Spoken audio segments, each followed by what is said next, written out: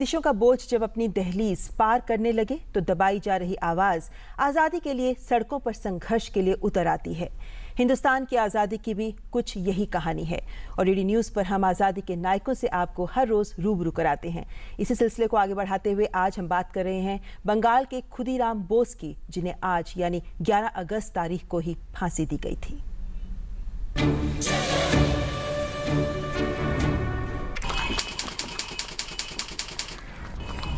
तारीख 11 अगस्त 1908।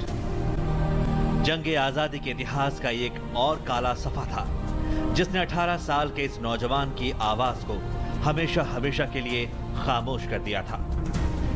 कभी सूरज न डूबने वाले साम्राज्य का दावा करने वाली अंग्रेजी हुकूमत भी इस कम उम्र के जोशीले नौजवान की हिम्मत के आगे थर्रा गई थी।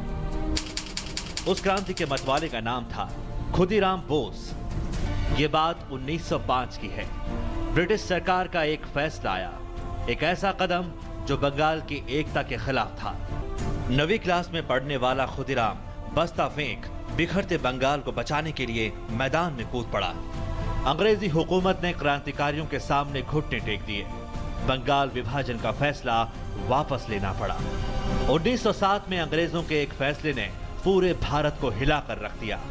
कलकत्ता के मजिस्ट्रेट किंग्सफोर्ड ने विभाजन के विरोध में सड़कों पर उतरे लोगों को क्रूर दंड देने का ऐलान कर दिया। इस काले कारनामे में कई बेगुनाहों और मासूमों की जान भी गई। ये घोर नाइंसाफी और हैवानियत खुदीराम और उनके साथियों को बर्दाश्त नहीं हुई।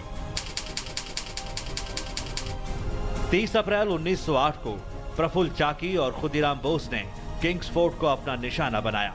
खुदीराम ने किंग्सफोर्ड की बग्गी पर बम फेंका, लेकिन किंग्सफोर्ड के दूसरी बग्गी में सवार होने की वजह से निशाना चूक गया और 2 महिलाओं की वारदात में मौत हो गई।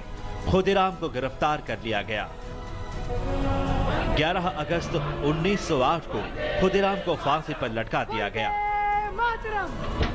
इतिहास के पन्नों में दर्ज है कि जब उन्हें फांसी दी गई तो उनके चेहरे पर खुशी थी, हाथ में गीता और जुबान पर आजादी शोभा बढ़ा रही थी। मंजीत ठाकुर और प्रदीप लोचप, डीडी न्यूज।